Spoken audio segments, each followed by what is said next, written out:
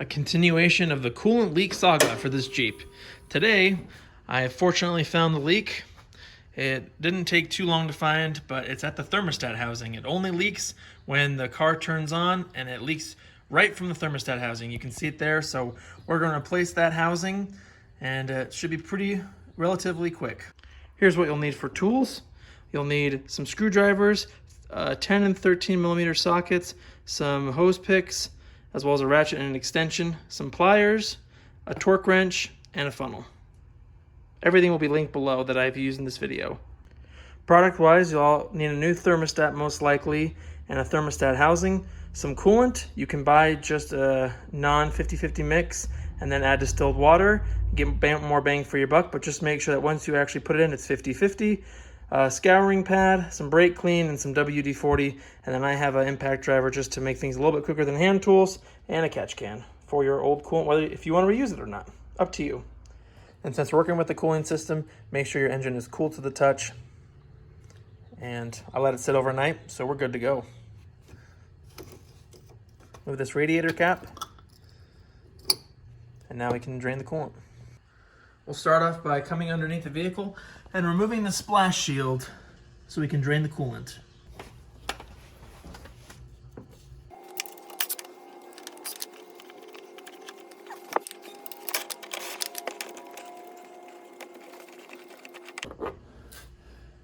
These two back bolts are 13 millimeter.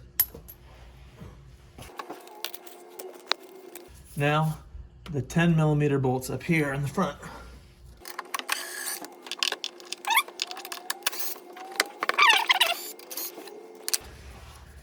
And don't forget about this little guy up here. Pop the top off.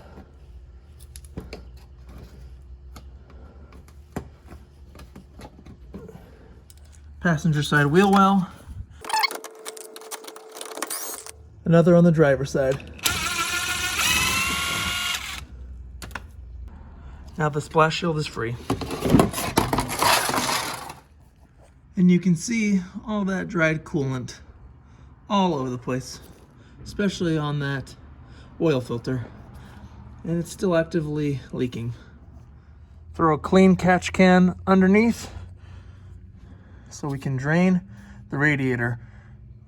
And all you have to do is turn this red knob and the coolant will come out of here. If you want a cleaner gets discharged, you can put a tube on there just so it falls in, but shouldn't be too bad.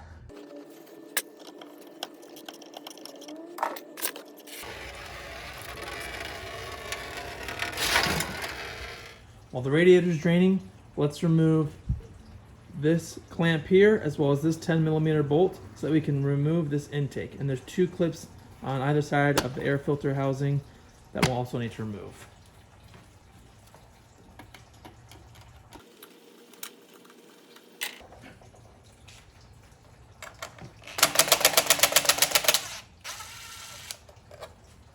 Lastly, this O2 sensor, just push down right here and then pull off.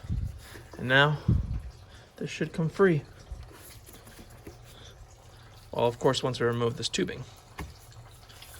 Then we lift up here.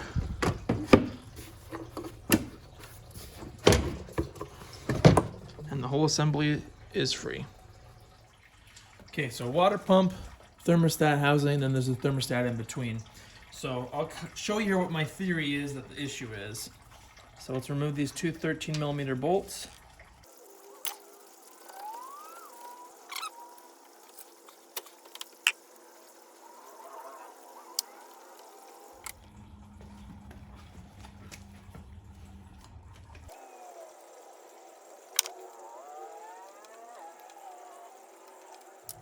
So here's my thoughts. We pull up the thermostat housing. You can see how scored and well loved it is. You can try cleaning this thing up, but I'll show you a new part. It's all black and coated on the bottom. So I think that coating has come off, therefore making a slight impermanent seal on this thermostat. So I also want to take a look here at the thermostat gasket. Make sure it looks okay, and it really does. I mean, I don't see any tears or rips or nicks that would cause coolant to to leak past. So this gasket is most likely the source of your leak, in addition to the upper thermostat housing. And you can see this old gasket is extremely hard. So I got a new one here, new thermostat. You can't just buy a new gasket. And this one is extremely pliable, or at least a lot more pliable. So we're gonna put this one in and see if that also helps to seal the leak rather than that old one. And the last part I'd wanna check too is if there's any scoring around this surface, because obviously the gasket is only as good as a good surface. And I don't see any gouges or feel any gouges. It's leaking from about right here. And also, since everything's out of the way, I'm just gonna take a wet rag and wipe around all these dried up coolant stains, so I'll know in the future if it's actively leaking again. Lastly too, I wanna mention, over torquing this is not gonna help. If anything, that'll actually make it leak sometimes even worse. So we're also gonna make sure we torque it to spec, give this new thermostat housing, and I really hope that that will solve our issue. And of course, we'll clean up this mating surface. And don't forget to close this thing up once she's done. That way, when we fill it again, we don't waste coolant. So I'm gonna close that up the same way I opened it. I snugged down the thermostat housing back onto the water pump just to make it a little bit easier. Now we'll remove this clamp here, and then we'll take off this upper radiator hose so that we can get that housing on.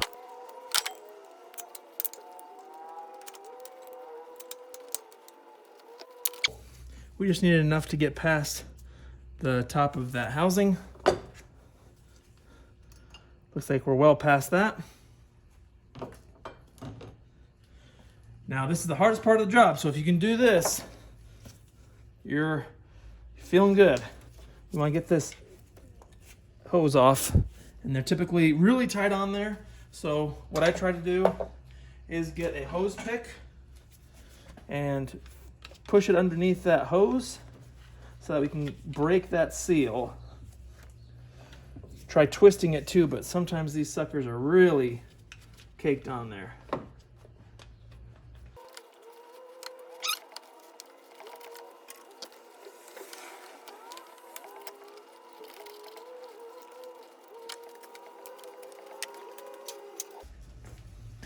This tip I learned from Chris Fix, so thanks Chris for this tip. He suggests putting a little bit of WD-40 in between. That can help kind of break up that seal. I'm guessing you could throw a little coolant up there too, maybe on a syringe, if you didn't want to use WD-40, but let's see how that trick works.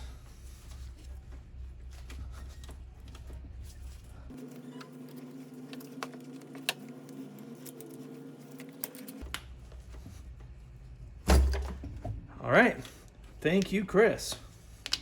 Worked like a charm.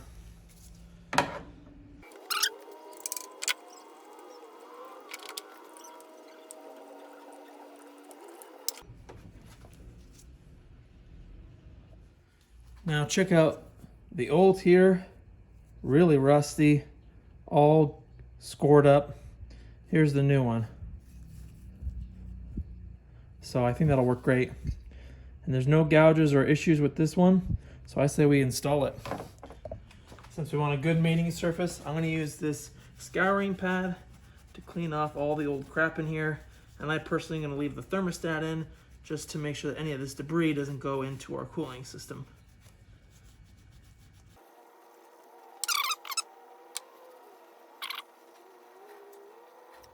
Everything is clean, the surface is great, so let's put on our new part. Again, I've also given it a good wipe down just to get off any of the gunk that was in the box.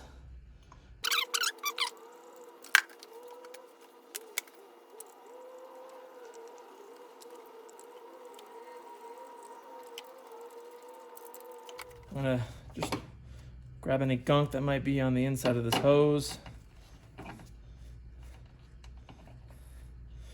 And then we just put it in place. And then move that clamp back.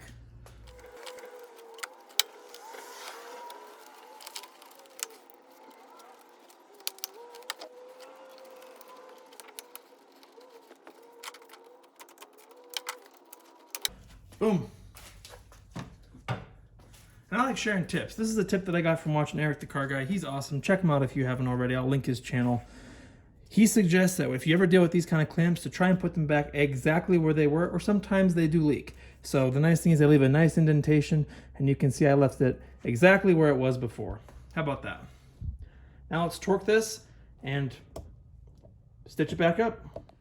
Torque the two thermostat housing bolts evenly to 21 foot-pounds or 28 Newton meters.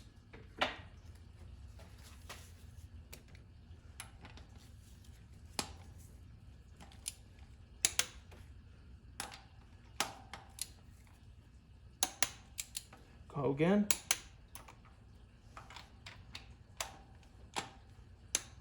And that will help seat that gasket. Yes, I'm also doing an oil change right now, so check out the video on the top right if you want to see how to do that on your Jeep, as well as other videos. Now we can put this intake back on since we're all stitched up.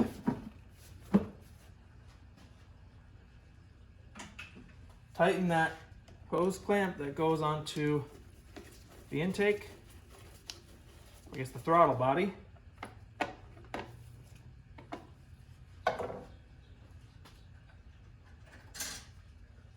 Now add our 10mm bolt.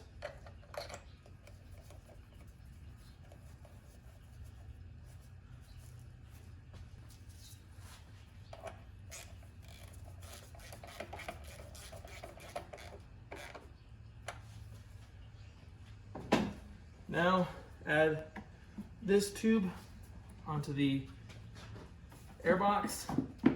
Get the airbox cinched down and clip close. And lastly, click on your airflow sensor. Now everything is almost stitched up. We're ready to add our coolant. I like to use this no spill funnel. Check it out in the description box below. It's relatively cheap. Put our adapter in.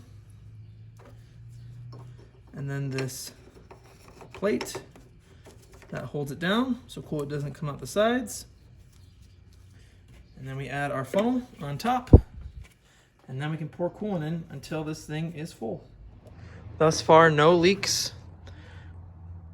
So what we're gonna do is bleed the cooling system. So we're gonna leave a little extra coolant here in the funnel and then start the car, turn on all the heat so it circulates throughout the engine and the heater core, and then watch this level so that no air is introduced. If it gets low, we'll add some more, but otherwise we'll just wait until the cooling fan kicks on and then we're done.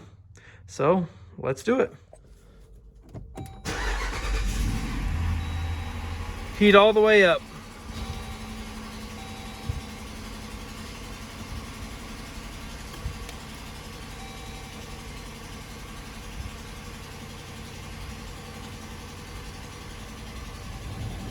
And now we wait till it gets to operating temperature and keep an eye on that coolant level. This is dangerous, don't do it. But now look, finally it's not leaking coolant. Hooray! New gasket.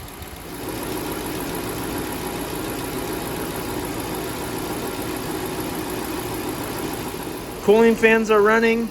It's at operating temperature and I don't see any bubbles. So we can shut this off, put on the radiator cap, and we are all set. And we got hot air.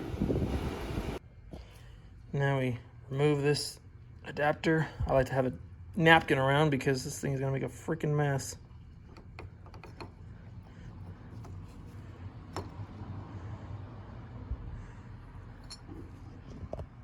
And then get our radiator cap. Twist, twist, and done.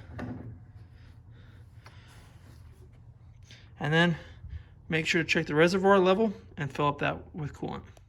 And now with our overflow reservoir full of coolant, I will call this job done. Questions or comments, please leave them below. This was only about $100 with the two parts and the coolant and maybe a couple extra tools I needed.